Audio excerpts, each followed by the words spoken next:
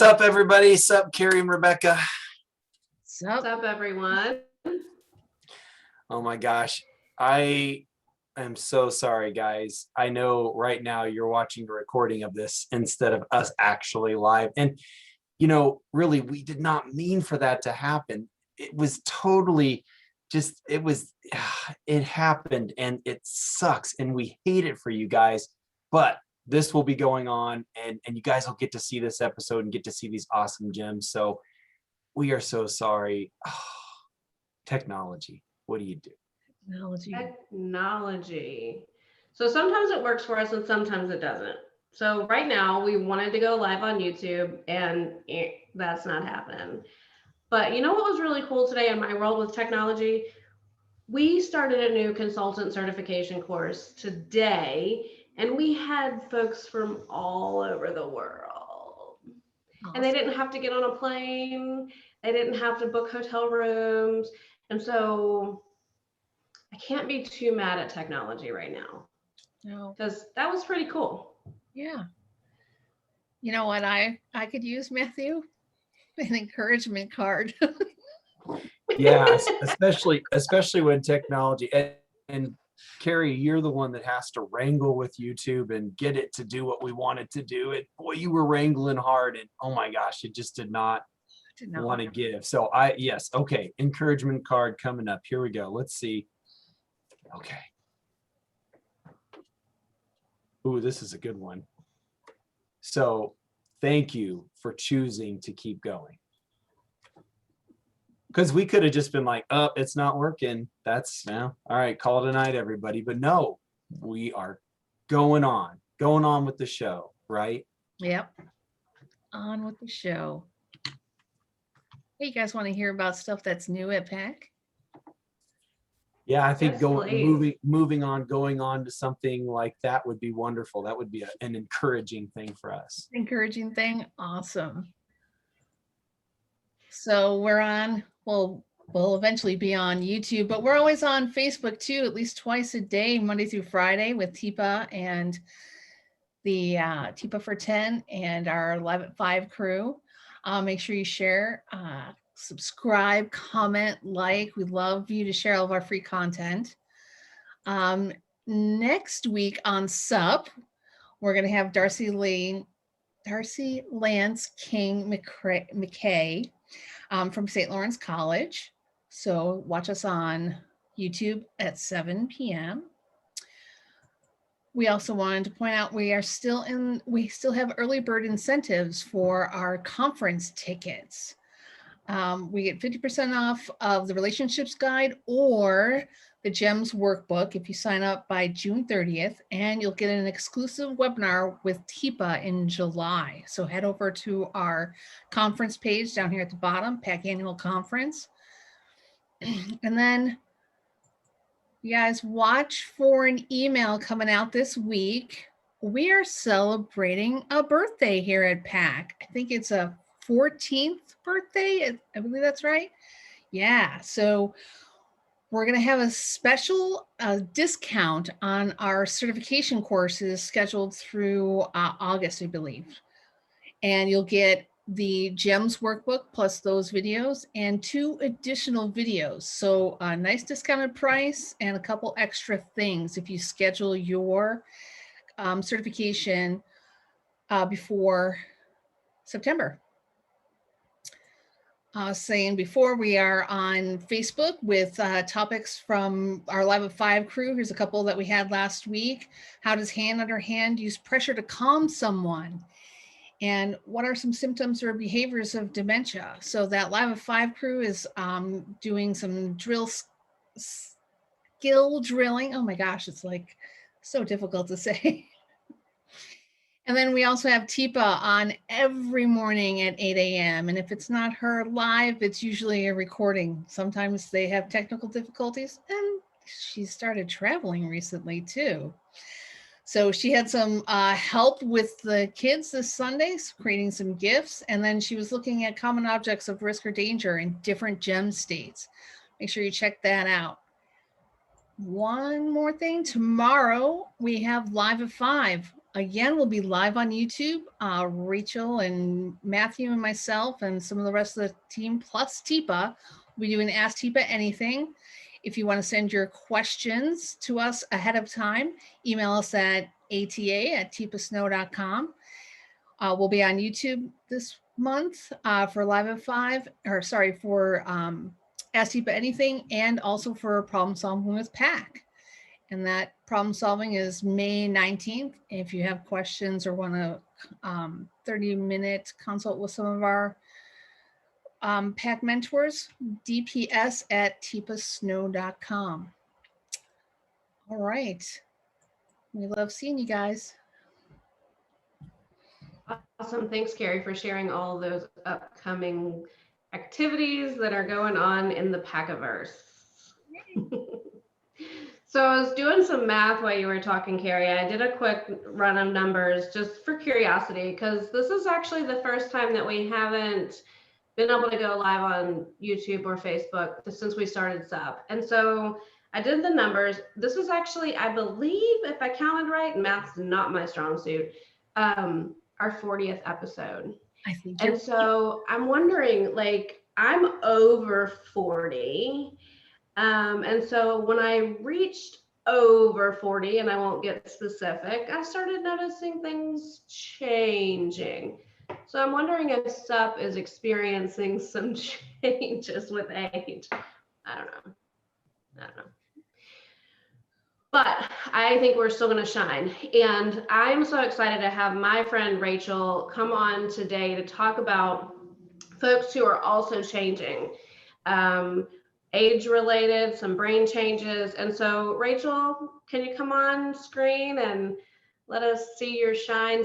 So last week I transitioned and I said, Rachel does not like to be on camera much. Rachel is such an awesome assist with TIPA, with role play, with behind the scenes stuff, but man, this probably isn't exactly where she wants to be right now because but you came. So thank you, Rachel. We peer pressured you a little bit to get you to come here. Rachel, for those that don't know you, will you share who you are and what you do with PAC? So my name is Rachel, and I live in Oklahoma, which is pretty much out in the middle of nowhere. And I work with PAC. I do quite a few different things. I like to support TIPA on webinars. And so I am the voice or kind of the bridge between the audience and TIPA, because a lot of times all they can do is chat. So we have that engagement, role play with TIPA. I actually was a care partner for my grandfather and have some really close friends that have lived with dementia. So this is very much close to my heart of people that I really care about. And which brings me to part of my job, which I really enjoy, is connecting with people living with dementia. And kind of, we call them the core team because they're an integral part of what we do. And really, if we didn't have people living with dementia, we wouldn't need to be here. So I connect with people living with dementia and have really gotten a lot of really neat relationships and had a lot of neat connections with a lot of really unique and special people. So that's kind of my very awkward try to lead up to this idea of changing. So you work with folks whose brains are changing, and all of our brains are changing, and that's what we look forward to showing at this year's annual conference in November. But part of what makes PAC unique is, and many folks shared this from the feedback at last year's conference, is we actually have folks who are living with brain change share at conference. And so since I'm working on the conference committee and you work with this core team, we've had the opportunity to work together over the past month and connect with some really, really neat people. So what Rachel and I have been doing is having just a Zoom call with folks who are living with brain change who have stepped up and said, hey, I'd like to help with conference this year. And so, Rachel, I'm curious, have there been any, for you, I know for me, there have been some like ahas, some real highlights that have come out of these meetings. What have been some highlights for you? Oh, Rebecca, that would be hard. I don't even know how many hours we've spent. I really feel like a treasure trove on really unique opportunity to listen to people living with dementia and hear what they have to share. They have some amazing insights. Some people are so articulate and so able to give us analogies and pictures and descriptions of what it's like to live with dementia, what it's like to live with the challenges, and what are some strategies that they've come up with, different supports that they've come up with. People are amazing in their ability to come up with supports and strategies, and people have been very open with us as far as things that they struggle with, things that they wish people did that were more supportive. And I find that to be a really special gift that they are willing to share with us. Yeah, absolutely. So sharing some of those struggles, but also some of those areas where they've found success. And one of my big takeaways was, well, we've had a couple of folks who've really talked about the use of technology. And at the conference, we'll actually have a session, a breakout session on environmental support. And I gotta admit, I am not super tech savvy. Like my Amazon Alexa basically is a timer for me and plays music for me in the morning to get my day started. But Oh, you I should don't listen really to use it some of these people. I mean, yeah, we have one person who was teaching us about blueprints who she can ask her Amazon Alexa, where are my gardening tools? And that's an example. And her Amazon Alexa will tell her to go to the garage and in a box, so that she has all these boxes labeled. What an awesome way to use technology.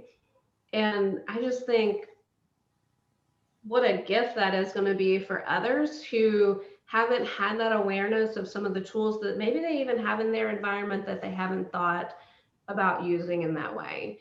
So that technology and that environment piece is one session that I know I really look forward to seeing. Any other takeaways that you've got? I was going to say, I think that when you listen to people and what they have to share, you can learn so much. And so whether you're living with brain change yourself, there are things that you'll be able to pick up from other people that they've learned, they've tried. People who are supporting, like family members, maybe, their person doesn't actually share this kind of stuff with them, but you can learn from other people. And so you can kind of get inside someone else's side and see their point of view. And so we know our point of view, but really seeing their point of view and giving us an understanding of more of what it's like, or an appreciation for their point of view. And then professionals to hear, what are things that are helpful, what are things that are not helpful. So really everybody will be able to learn something, and is such a valuable addition to the conference that I think the people living with dementia will almost be the best part. Absolutely. I agree. So that perspective, that seeing it from someone else's point of view, can really be beneficial for professionals and family members and all of us, folks living with brain change, to hear from other folks living with brain change. And yeah, one of the big takeaways too that I've had in our moments, these sessions that we've had, these conversations that we've had, was someone talking about, if you see me, sitting blank, looking maybe to you, I look like I'm maybe in a blank stare, or I'm looking off in space. Don't assume I'm doing nothing. And she said that really every moment of every day, her brain is working hard, processing her environment and what's going on around her. And even though this person isn't in what TIPA, in TIPA Snow's gem stage, we look at the pearl as kind of that later state. And she's not in that state now, but she really had some cool insights to say, if someone looks like this, don't make assumptions. And here are ways to really open that shell, that oyster shell, and find that pearl inside. That one was one that just, I really found value in hearing that. And yeah, I can't wait to hear these stories come out at conference and see. Last year we had 700 people attend our conference, and out of those 700, 10% self, said that they were living with brain change. And so at this point in our registration, we actually have more people living with dementia that have signed up for the conference versus care partners or professionals. And I think what that shows us, Rachel, and tell me if you agree with this, is PAC, Positive Approach to Care, TIPA, and the PAC team have really created an environment where we aren't doing things without including folks who are living with dementia. And so this is truly a safe place and a community. And no care about me without me is truly lived in the PAC philosophy. I think one of the other things is that when we've been listening and talking with these different people, they've been really excited about TIPA's gem states, and they have really resonated and really valued and appreciated TIPA's gem states and what that truly means, and the idea and the approach of looking to see what people are still able to do, but more importantly, seeing value in every single person, no matter what their ability state and their ability is. And I think that's what we all resonate as human beings to the gems, is we have value, and it doesn't depend on what we can and can't do. It has to do with us being human beings. You got So yeah, it. conferences, all gems can shine, and everybody, that's our goal, and that includes people living with dementia as well. Absolutely. Thank you, Rachel, for all the work you do. And I know that you actually jumped off another PAC event tonight to come join us and share. So thank you. I know you have to get back to your other event, but thank you for sharing, and thank you for all the great work that you do at PAC. Thanks for having me. And Matthew, I know that you have been in contact with some awesome gems in our certified community. Katheryn Winter and Alli Groves, come on to SUP. Welcome to SUP, gang. Hi. What's up? Hi. So we were talking about, before we jumped on SUP tonight, weather, and Katheryn was mentioning how she had heard one of our past episodes, and we were talking about how cold it was, and she was just kind of thinking about that piece. And so I'm curious again, how warm is it there in California? It is where I'm at today. It's about 90 degrees outside. I have a fan under my desk, and it's a toasty day out.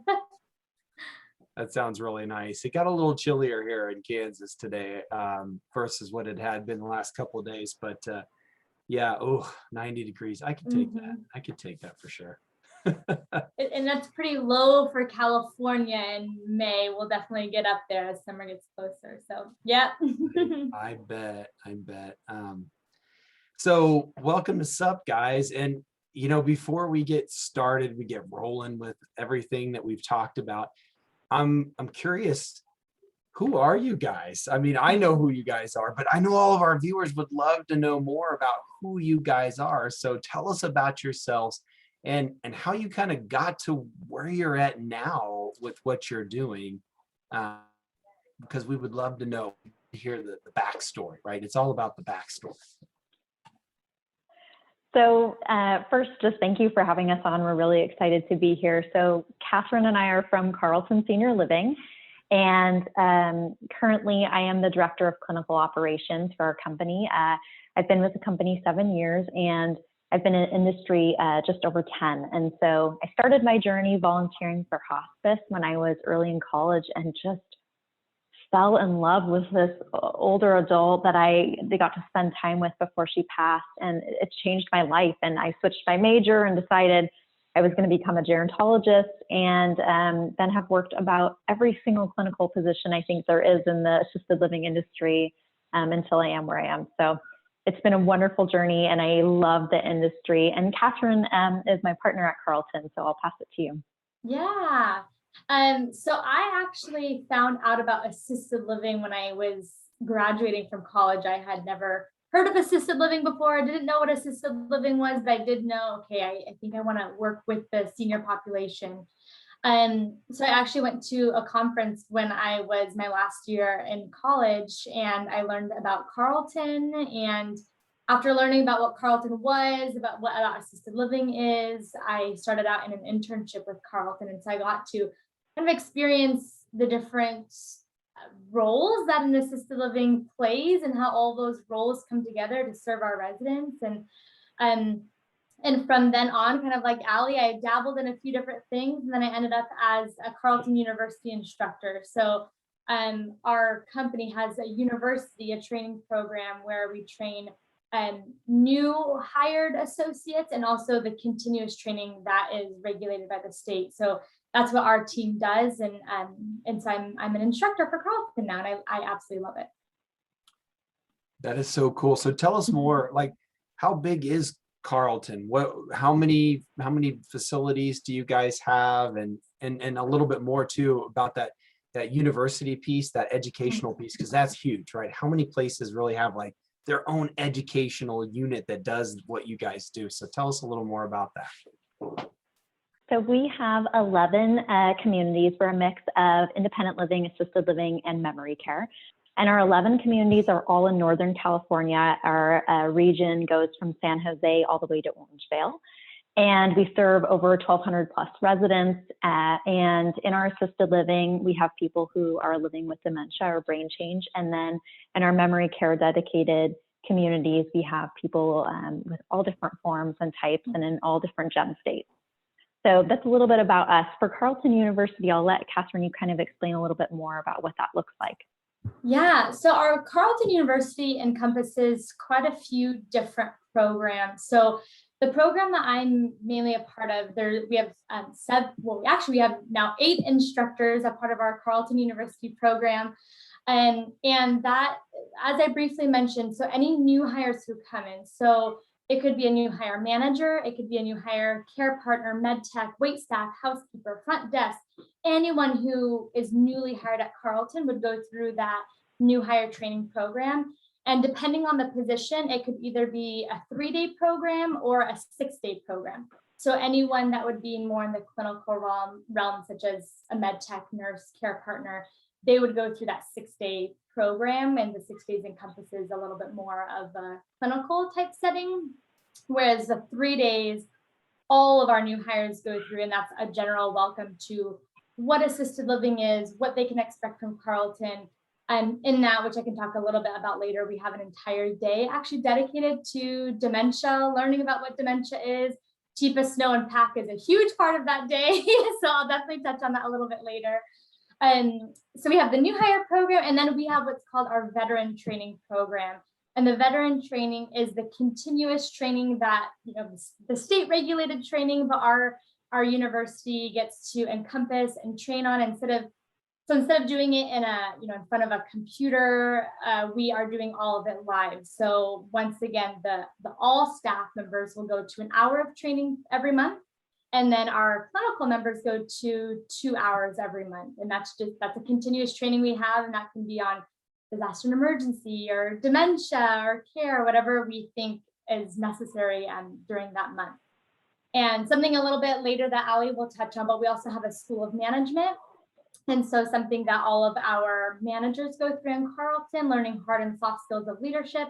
And then we also have a leadership development program, which individuals who maybe want to excel in their career at Carleton, learn more about maybe some more executive roles, they can apply to be in that leadership program. So kind of across the board, we have just different levels and different fun of training.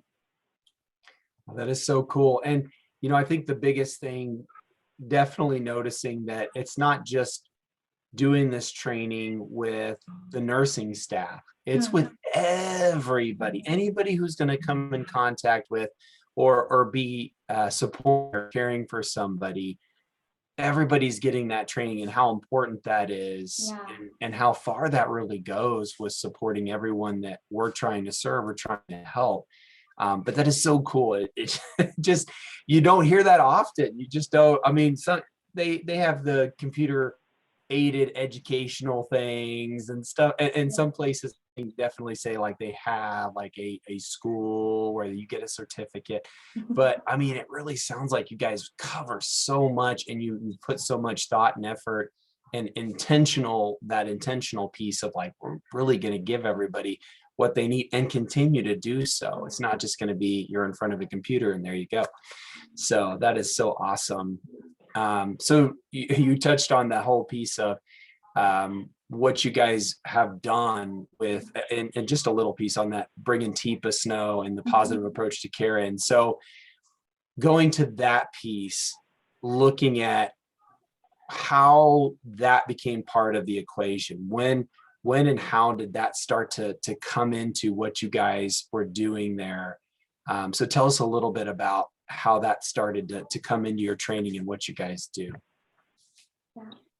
Yeah, so I first heard about Teepa Snow actually probably about 5 years ago. I went to a live event where she was speaking in Napa area, and I saw her training, and I work in the industry. I'm a gerontologist, and so you feel like you have this knowledge base about people living with dementia. And when I saw her speak, I kind of was left with my jaw dropped a little bit of, this was the first time I had ever seen real hands-on techniques, powerful techniques that worked in the moment, not just a PowerPoint or, you know, here's what happens to the brain, but truly one-on-one how to work with someone living with dementia. And so I was floored. So I really kind of dug in and discovered her website more and her techniques, and got videos. And I kind of then went and did a couple of her certifications and was just blown away. So we were able to incorporate that right away in a lot of different ways and shapes and forms into our program. And that included a huge piece of that after, you know, and I can talk a little bit about what some of those steps were, but one of the steps was really reaching out to our Carleton University instructors and saying, you guys got to get certified as well. So on my end as the clinical team, saying, I want to be certified, and then work with the clinical team members, hands-on on the floor, coaching in the moment, training all of our managers and schools management, that kind of thing. But then having the instructors be able to incorporate that content as well into that university piece. So that's kind of what sparked it. When we're actually talking about some of the things we did, I think we can really expand on that. But Katheryn, do you want to kind of touch base on what it was like just initially for you, first kind of being exposed to Teepa or hearing about that? Yeah, so definitely heard about the PAC program from Alli. And so we initially, our training team was 3 instructors. And so the 3 instructors got to go to a PAC training. And then probably a few months later after that, I was hired. And so I went to a PAC training up in Seattle. And it was a complete surprise when Teepa Snow showed up, because initially she wasn't supposed to be there. And so it was like, oh my gosh, that's Teepa Snow. And so yeah, the wow factor. So it was overall just, it was great to meet her. It was also great to experience the PAC culture coming from her and feeling what it felt like to to have her use the AELC on me, the learning cycle on me. And something I was sharing with Alli earlier this week, that something I distinctly remember from that training was when I was learning how to use hand under hand. Now, mind you, I had heard hand under hand from Alli teaching us, but when I went and did PAC, we were using hand under hand, and I had come in on the person's non-dominant side. So I was on the wrong side, and it wasn't working out for me. And Teepa Snow walked up to me and she used that learning cycle on me. So I'm learning about the learning cycle, and then here I am with Teepa Snow using that on me. And I tell you, I have never forgotten that, just because of the powerful impact that the learning cycle one has. And then 2, just to see, oh, when we switch, or when I try it this way, or because you're having me learn it a certain way, now it's sticking in my head. So but definitely when I teach hand under hand, I talk about Teepa Snow, and I talk on it will not work on the dominant side. Let's see how we can, better assist here. So yeah, overall, really, really great experience. That is so cool. Yeah. And that, I think almost all of us really, we can walk away from something that TIPA was in, and even things that TIPA wasn't in, any kind of PAC training. And there's this aha moment. There's this like, oh moment. And it's all about that triggering that amygdala and that hippocampus and getting those things to connect and really get that memory in there and how it sticks with us and how exciting that is. And so that's so cool. Those experiences that you guys are sharing. It never gets old hearing about all of those moments. So I'm curious, so had these awesome moments, right, of training, and you saw, like Alli was saying, oh my gosh, we need to incorporate this. We should be putting this into what we're doing and using this. These are more tools that we can put into our toolbox. Why the heck not? And then Katheryn being able to go and actually experience that training. And again, that TIPA effect, right? When you don't expect TIPA and TIPA shows up, what that does to everybody in so many ways. It's funny, but and TIPA will be like, I don't understand why. I'm just a person here trying to help people out. But so you got all this great stuff. You got the ball rolling. And so where did it go next with this? Okay, let's get this rolling. Let's incorporate this in what we're doing. How did you guys do that with your program? So it was really an evolution over time. Kind of the first step after, so I started with my trainer certification. So I came back, and part of your trainer certification is you have a mentorship with someone from Positive Approach to Care, and you have to record yourself doing a workshop. And so actually Katheryn got to participate as one of my learners in the workshop. And so that was their kind of first exposure, or one of them. So I did that workshop, and that kind of kicked it off.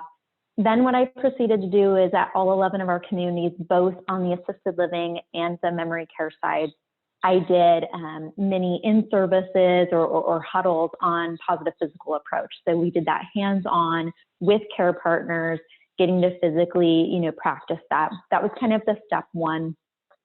And then the university team got to take that and incorporate it in, which Katheryn will kind of talk about in a minute. Some other pieces, we didn't want to just hit, care partners and frontline staff. We want to hit all the line staff. If you're a wait staff, you're still going to come in contact with people living with dementia. You have to know that approach. So really Katheryn's team incorporating that is huge. But we also wanted to tackle that from a management standpoint. You're a leader in the community. You have to be able to demonstrate that in front of your team and show that it works. So a couple of different pieces to that. One, we have a quarterly meeting every quarter for each of our management teams. So for example, our directors of memory care have a quarterly meeting. Our nurses have a quarterly meeting. So I would teach and do a workshop in those meetings hands-on, so they would get to learn positive physical approach or one of the skills that we talked about. That was a huge piece to get those managers' skills really building. And then on top of that, Katheryn mentioned earlier, we have School of Management. So every manager, every department in the entire company goes. It's held a couple of times during the quarter, and it's live in person, and it's a huge 6-hour training day. And we've dedicated an hour of that every quarter to dementia training. And that was my opportunity to train not just clinical managers, but to work with all the managers. So we did things like we had an hour training on the 5 I'm sorry's, which is one of TIPA's techniques, or we did an hour training on the 10 unmet needs. So really getting those skills in. And then on the spot coaching when I'm in the communities. And then Katheryn also mentions we have a leadership development program. So it's a year-long program that you go to, and you get a certificate at the end, and the managers have to apply to get in. It's really competitive. We have an all-day training as part of that leadership development, and that is on dementia. And so we really hit home. We have 3 hours of that is on the GEMS, for example. And so they get some really cool positive approach to care things like their cards on the GEMS, and they get to go room to room, and they open the door and they get to see someone living in that GEM state, and they have to approach them with positive physical approach and work with them. So really building it in from that angle as well. So those are just some of the things that we kind of hit home on and have been now doing the last couple of years for the management side and for clinical. Katheryn, you want to talk a little bit about how we've also incorporated that into new hire and then veteran training for our line staff? Yeah. So before all of our instructors had gone to PAC, we were mainly training on a PowerPoint setting, a classroom setting. And pretty quickly after we had gone through the program, we had come back and it's like, okay, how can we change this? How can we introduce more things? And so it became a lot more of, okay, yes, we're still going to have the PowerPoint for our visual learners, but then we can also have group activities or partner activities for the interpersonal learners, or the individualized activities for the intrapersonal learners, or here's a hands-on activity so you can feel something, experience something, turn to your partner, discuss this. And so I think our training went from more 1D, 2D to now there's just this 3-dimensional, exactly, yeah, just incorporating many more thoughts and ideas and experiences and hands-on. And so I think one of my favorite things I had mentioned earlier, we do a dementia day. And so that's the second day that people come to our training. And we start out the day by saying, okay, tell me what you learn about dementia. And this could be a class of 3 new hires, or it could be a class of 15 new hires. And up on the board, we say, tell me. And we're writing it down. And, maybe we have 5 things up there. We have a couple things here and there. Sometimes we have people say, I have no idea what dementia is. I've never heard what dementia is before. And so we say, okay, buckle up because you're going to learn a lot today. And then at the end of the day, we ask the same question. We leave this one up, and on a separate board, we ask, what did you learn? And the things that they're able to share about positive approach and to be able to validate someone, or to know what unmet needs are, or to be able to be using words like expressions and care partner, and for people to say, I didn't know this was a thing. And so for them to be learning all of this information, not only do they use it at Carlton, but they also get to use it with their families. Some people realize, oh my gosh, my family member, this could work for my mom or my aunt or my uncle. So that's just more in regards to new hire. And I actually just wanted to share a quick story with you, or one of the trainings that we've done. And so a few months ago, we took TIPA's positive personal connections, and then we took the positive action starters, and those are 5 and 5. So we created color-coded pipe cleaners with each one of those. And so when we taught on greet and compliment and share and notice and seek, they had a pipe cleaner that was associated with each color. And that's how we were able to engage our kinesthetic learners, our hands-on learners, was we taught about the topic, and then we gave a scenario and we said, which positive personal connection would you use? And they held up the red pipe cleaner or the green pipe cleaner. And so it was a really fun way to just encompass, once again, all of those different learning styles. That is so cool. So and that's perfect, because I've been wanting to ask this question as you're going through. A lot of times our audience could be folks who are really just learning about PAC and not quite sure, oh, so what are they talking about? I'm not quite sure. And this is one of those moments where, so explain to me a little bit more, why are you talking about these pieces of intrapersonal versus interpersonal? What was it about PAC training that brought that to you, for you to then come and then use this and do these changes that you did to your training that you were already doing? Yeah, well, before I went to PAC, it was drilled into my head that there's 3 types of learners: your visual learners, your auditory learners, and your kinesthetic learners. So learning from PAC and moving then into it, we learned that there are many, many, many more ways of learning, and also understanding what kind of learner am I, and how can I use this training to teach someone else. So that's what allowed us to take those other learning styles. And when I'm mentioning, the intrapersonal, interpersonal, the hands-on, all the different ways to engage hopefully the entire audience and not just a portion who previously it was just those 3 learning styles. Yeah, that is so cool. It's so noticing that piece that, not just how engaging that the AEA can be, because it's not typically your, okay, so we're going to look at brain slide, and this brain slide is going to show how Alzheimer's disease has affected this, and it affects these particular areas. Moving on, versus, ooh, what do you notice? What's happening here? Why might this be happening? Have you seen this before? Or how could this potentially affect, and engaging the audience? But then on top of that, it's looking at, it's not just one kind of person that you're approaching. It's just one kind of learning style. It's many. Everybody learns in a different way, and it's recognizing, wow, how important is that for us to incorporate that in what we're doing, so that everybody walks away with something new to try, and not just a few people. So that's so awesome. How, like, that was one of those things you came back, you're like, let's start making some changes. We've only been going here. We need to go here with this, and taking it to that next level. Yeah. And you giving some examples. So I love the pipe cleaner thing. That is so Oh, cool. it's so fun. Yeah, you got it. You're gonna have to send us some pictures on that one, so maybe we can like post some pictures. That would be, if you have any, that would be so cool to see that. So yeah, so wow, so you guys really done a lot with your trainings and with your skills and awareness that you got from PAC, and you have things rolling. And so you've already pointed out some differences that you've noticed, but I'm curious, looking at how things were before you guys really started to incorporate PAC into some of what you were doing, and then now, what are some of those differences that you're noticing in outcomes with just overall care with the folks that you're trying to help?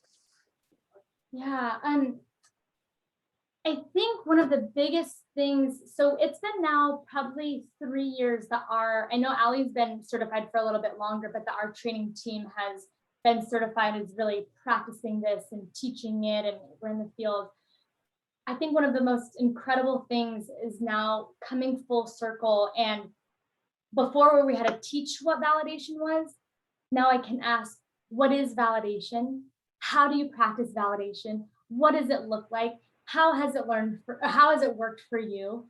I had someone the other day, we were talking about validation, and once again, because our training encompasses all staff, not just care partners, I had a server in the kitchen walk up to me and said, I have to tell you this story. And so there's a resident, and she was in her diamond gem state, and she was really angry because someone stole her watches. Someone walked into her room, stole her watches, and she was very upset about her watches being stolen. So the staff member grabs a notepad, grabs a pen, and says, tell me about your watches. Tell me what happened to your watches. Tell me what your watches look like. Tell me the color of them. And she's taking notes. And she said, I couldn't believe that it really worked and calmed that resident down and helped the resident feel like she was being heard and listened to and validated.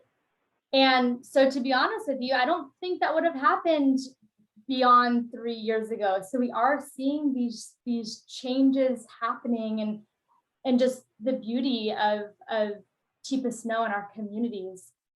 I know earlier Rachel was talking about seeing things from another person's view and talking about gems. And I actually wanted to share a little quote from one of our staff members. Just like in TIPA Snow PAC training, we ask for surveys and just information back. And she wrote, I especially enjoyed the circle of gems. Rather than thinking of them as levels of care, we get to think of them as individuals with a special gem that fits just them. Gems make perfect sense. The residents respond well when you understand how they are feeling. So go that extra mile because it helps more than you can imagine. So it's pretty amazing to hear individuals go through this and just say, oh my gosh, gems make so much sense, or oh my gosh, validation makes so much sense, and this is how it worked. And So we're doing things like that. And then also company-wide, we officially changed the caregiving title to care partner. So now in all the name tags, we have care partner, and our HR system and our payroll system. When we advertise our positions, it's care partner. So really, really proud of that.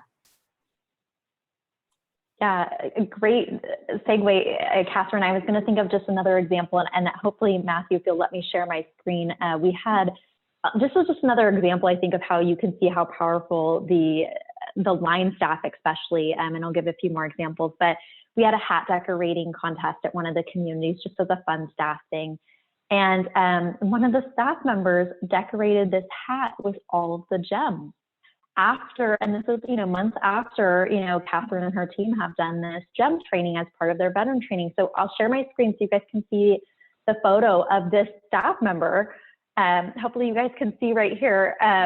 So here's her hat with all the living gems, and here it is so that you can see the 6 of them around it. But this is amazing, right? This isn't prompted by us. This is a care partner doing this on her own, time, to show how important this is, and that we've incorporated it that much into our team. So just a really cool experience to see examples like that, where you can see this is really hitting home.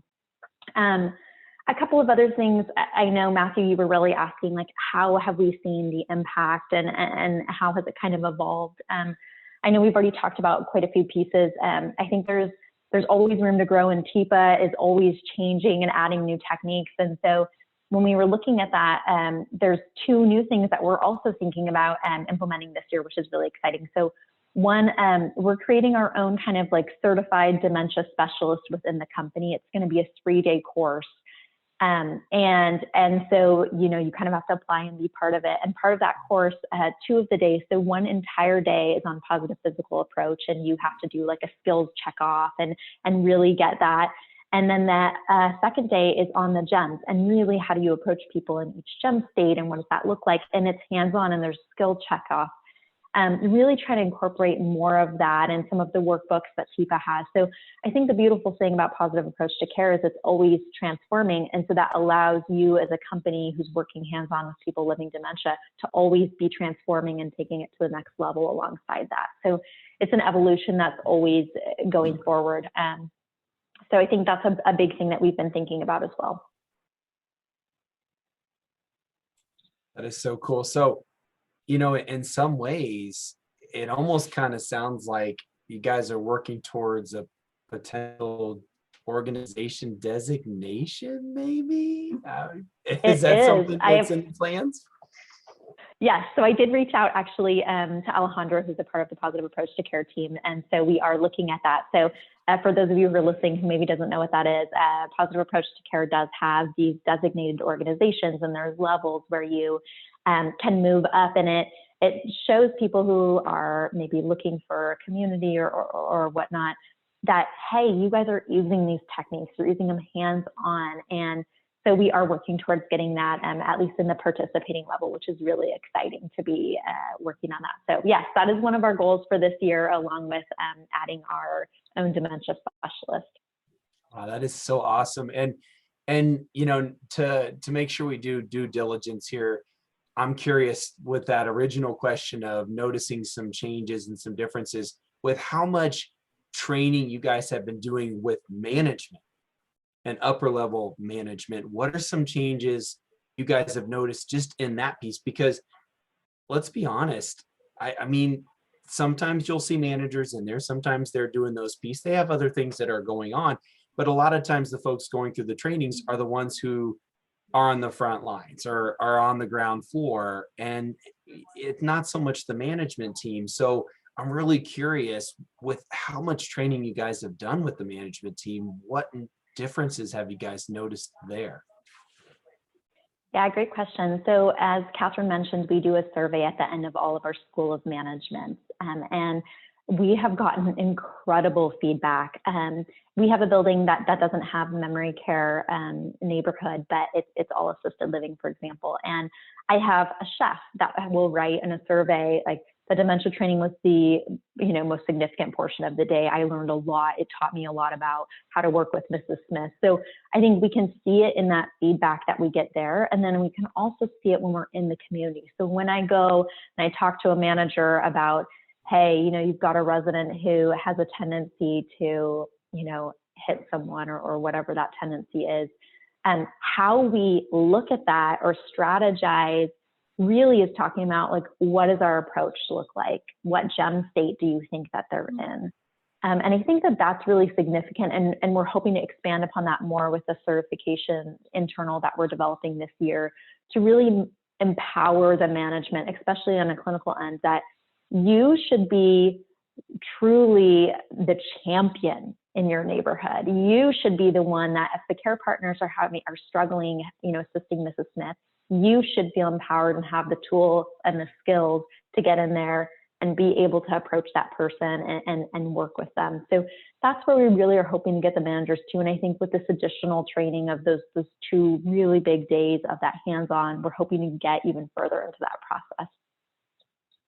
That is so cool. Yeah. And again, just noticing those differences that it can make and how that adds to the support team. So it's not just the person that's on the floor that has these skills and is trying to use them. They also have backup, because as Teepa says so often, it can't just be one person or just a certain set. You really got to have support. You got to have somebody who can give you that time out or that break, so you can go meet your needs, and they can step in and they can be able to do the same thing, support those folks, and not a, well, really, you're the ones trained, you're the only ones who can, yeah, I'm not going to touch that. So that is so awesome. If my jaw could, it would be on the floor right now, just from how much you guys have told us. And so I'm curious if you had advice to give, or I know you guys have advice to give, but if there was one thing you would want to express to folks out there who are watching this recording and like, I want to do what they did. How, when, where, who, I need something, get me going. What would be that one thing you would tell those folks out there who are like, this is what I want. I want this. Yeah. Well, I think, and actually this ties well into the conversation that we were just having. Let's say that at your community, you are a manager or an executive director or whatever the role may be. I think it has to start with you, meaning that my audience right now, our audience right now, the people watching, use the free resources out there, or go to, one of the PAC conferences.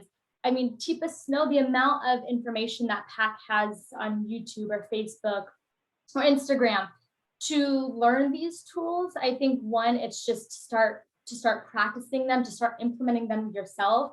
And then you can create a little mini university in your neighborhood if necessary, of let's have an in-service, let's have Teepa Snow Tuesdays or Teepa Snow Thursdays, whatever it might be, but let's learn this technique together. Let's use this technique together. And I think a big part of that is the lead by example, because you can teach it, but if you're not practicing it, if the staff and employees aren't seeing it, then they're not going to want to practice it either. But if as a manager, you can practice it and take it in and teach it and show that it works, I think that's the first step right there. You have to gain traction with the individuals that you're leading and that you're working with.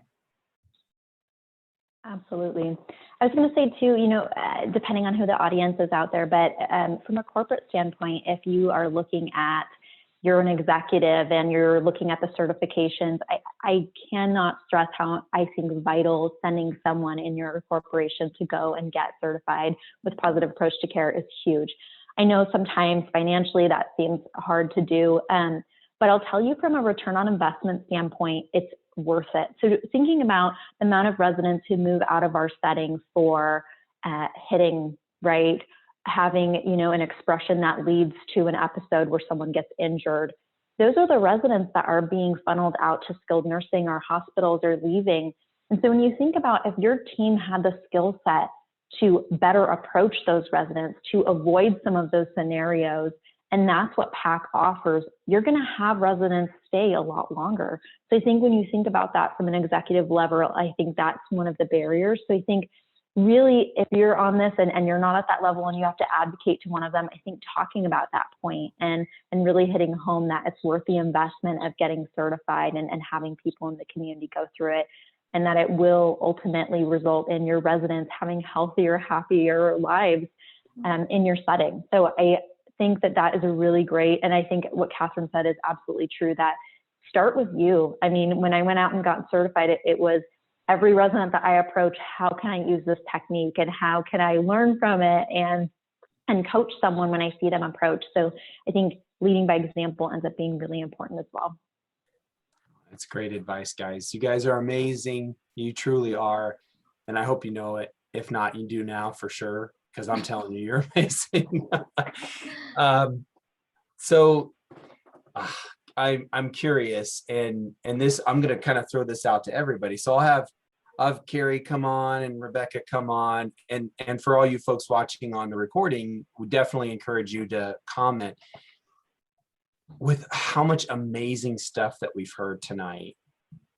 What's one thing that you're really taking away from what you've heard, the experience that you might want to try yourself, or something that just really just gotcha, whether it's here or here, depending on if you're heart first like me, or maybe a head first like some other folks.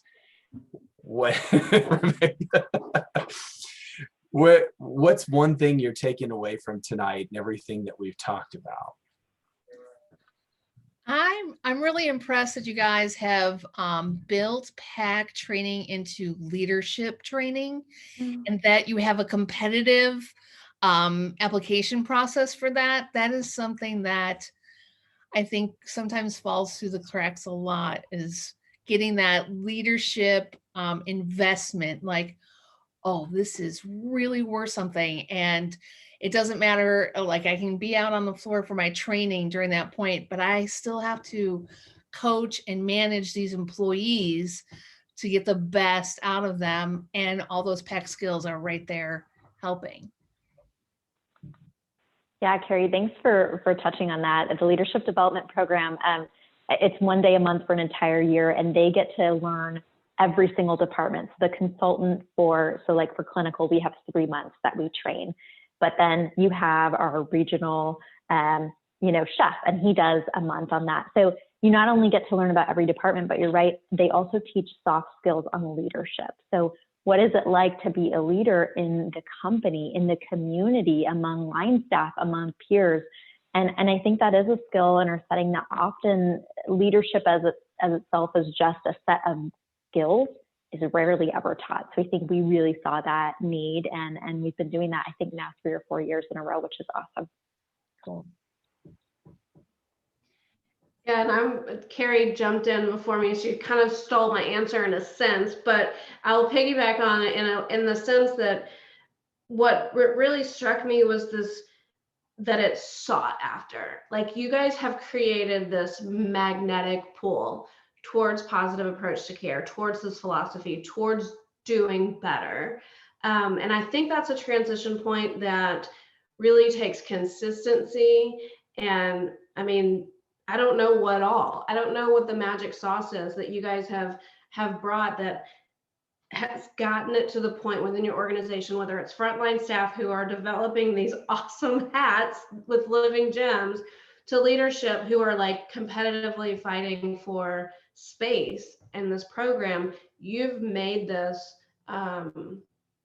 you've made it something that people are drawn to, and they really want to seek it out. It isn't anymore that, oh, here come Alli and Katheryn with this PAC stuff. It's obvious that what you've done, you've integrated it in such a way, and you've reached that turning point that it's sought after now. And that's really cool. And I think a lot of organizations would love to pick your brain about the secret sauce there, because folks get frustrated when they bring this back and can't get that buy-in, but you obviously have, and that's awesome.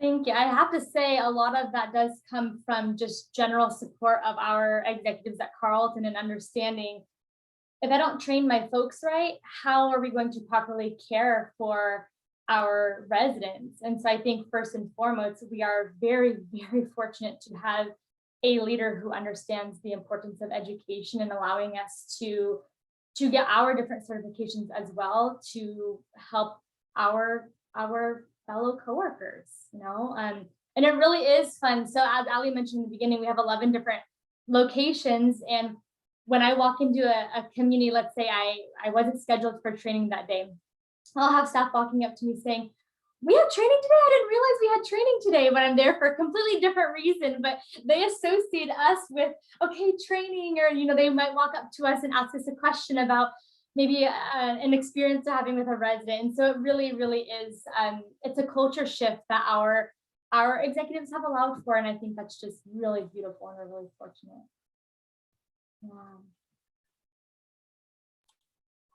Yeah, and I think for me, it's definitely, and Katheryn, you hit on that piece. It's that the training that the managers and the executives are getting and how important that is. Really, how much that helps to support everything else. Because as some of us have seen, I mean, even just in my own experiences, if these folks aren't on board with what you're trying to do down here, it's a little tough to really get it going and catching steam.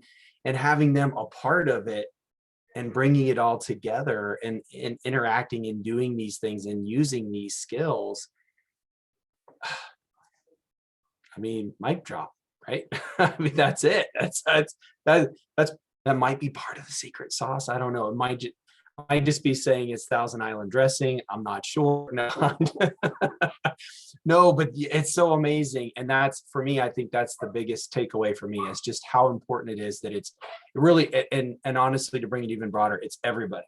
Everybody needs to be a part of this. It can't just be one piece of the team and everybody else out here doesn't get it. Really, it needs to be everybody that's a part of this. So that is awesome. You guys are amazing. Yeah, no, I really appreciate you saying that, Matthew. I think that's been such a focus for us, that even if you're a dishwasher and let's say in theory you don't interact with residents, you go to dementia training for us. Or if you are, you know, a consultant for our sales team, you still get dementia training, because the bottom line is we work with people who are living with dementia. They're in our setting. And so you need to know what that looks like and how to approach someone who is having brain change. And so I think that that is a huge cultural piece, that it doesn't matter where you are in the organization, that is part of onboarding. And then it's part of continual education as long as you're going to work there. So cool. That's awesome. Thank you guys so much for being here and sharing your shine with us. You're rock stars, truly. Thank you guys for having us. It was our pleasure. And I think when I'm thinking about my one takeaway, you know, really thinking about the community and who's out there watching, and that, you know, you guys are all trying to do the same thing. How can you incorporate these amazing techniques? And so we're happy to answer questions, or if you want to pick our brains, we're happy to do that, to talk a little bit more about what's been going on and how we've been able to achieve what we've done. Absolutely. Thank you so much for having us. It was a pleasure meeting all of you and being here today. So thank you. Thank you, everyone. And join us next week. We have Darcy McKay, who will be talking about some big changes he's made in Canada with training PSWs. So you'll want to check that out and see some of the awesome things that he's been doing in that part of the world. So if you haven't already and you're watching, please share any takeaways that you have from Alli and Katheryn and Rachel and just this episode tonight. So thank you, everyone. Keep shining. Stay positive. Thanks, everybody. Yeah.